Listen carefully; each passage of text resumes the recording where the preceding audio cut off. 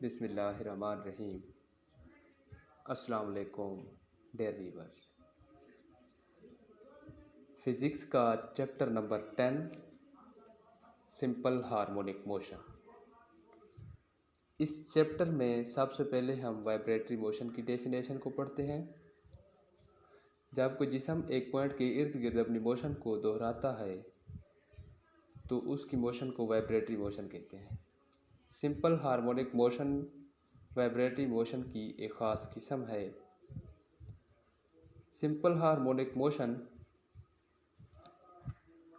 में net force वस्ती position से डिस्प्लेसमेंट के डायरेक्टली प्रोपोर्शनल होती है और इसकी सिमत हमेशा वस्ती पोजीशन की जानिब होती है। मिसाल के तौर पर स्प्रिंग के साथ बंधे हुए मेस की मोशन, बाउल में पड़े हुए बाल की मोशन और सादा पेंडुलम की मोशन है। सबसे पहले स्प्रिंग के साथ बंधे हुए मेस की मोशन को एक्सप्लेन करते हैं।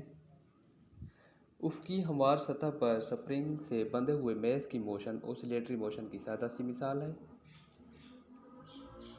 अगर स्प्रिंग को उसकी वस्ती पोजीशन O से डिस्प्लेसमेंट x तक खींचा जाए तो ये मेस M पर फोर्स F लगाएगा।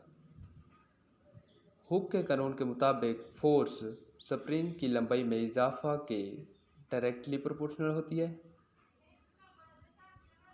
F is equal to negative k x, जहाँ x जो है डिस्प्लेसमेंट को ज़ाहिर करता है और k एक स्प्रिंग कांस्टेंट है। Then k is equal to negative f by x. k की मिकदार स्प्रिंग के सख्तपन की पैमाइश है। अगर स्प्रिंग सख्त होगा तो k की मिकदार ज़्यादा और स्प्रिंग नरम होगा तो k की मिकदार कम। न्यूटन का दूसरा कानून F is equal to ma। F की जगह m एक पुट करते हैं। k is equal to negative ma by x. a is equal to negative k x by m। अब acceleration directly proportional negative displacement के, इसका मतलब है स्प्रिंग के साथ बंधे हुए मेस का एक्सेलरेशन वस्ती पोजीशन से डिस्प्लेसमेंट के डायरेक्टली प्रोपोर्शनल है। लिहाजा मेस स्प्रिंग सिस्टम की उफ़क़ी मोशन सिंपल हार्मोनिक मोशन की मिसाल है। मसावात में जैसा कि दिखाया गया है, नेगेटिव की अलामत का मतलब है कि स्प्रिंग की अमल करदा फोर्स हमेशा डिस्प्लेसमेंट की सिमत के मुखालिफ होती है। स्प्रिंग की फोर्स की सिमत हमेशा वस्ती पोजीशन की तरफ होती है। अब हम रिस्टोरिंग फोर्स की डेफिनेशन करते हैं। रिस्टोरिंग फोर्स हमेशा ऑसिलेटरी मोशन पर अमल पेरा जिस्म को उसकी वस्ती पोजीशन की जानिब या उससे दूसरी तरफ धकेलती है। डायग्राम दिखाई गई है। डायग्राम में पोजीशन सब की अलग अलग बयान की गई है और डायग्राम 1 को देखें।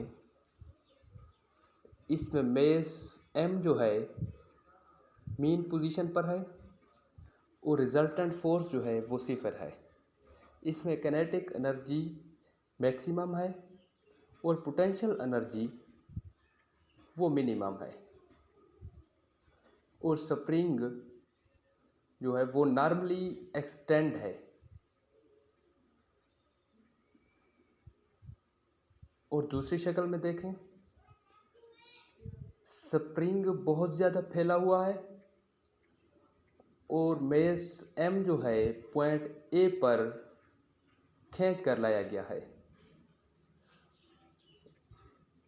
और यहाँ पर काइनेटिक एनर्जी जो है वो 0 के इक्वल है और पोटेंशियल एनर्जी मैक्सिमम है। अगर मेस M को पॉइंट A से छोड़ा जाए तो स्प्रिंग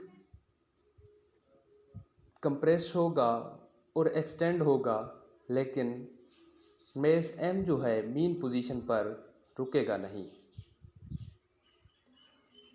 सिमिलर वे तीसरी डायग्राम में मेस M जो है वो B पॉइंट पर है और स्प्रिंग जो है बहुत ज़्यादा कंप्रेस है। इस पॉइंट पर काइनेटिक एनर्जी जो है वो ज़ीरो है और पोटेंशियल एनर्जी मैक्सिमम है। अगर हम मेस M को पॉइंट B से छोड़ दें तो ये पॉइंट A की जानिब हरकत करेगा और B की जानिब वापस आएगा। मीन पोजीशन O पर ठहरेगा नहीं। इस तरह की आगे पीछे की मोशन को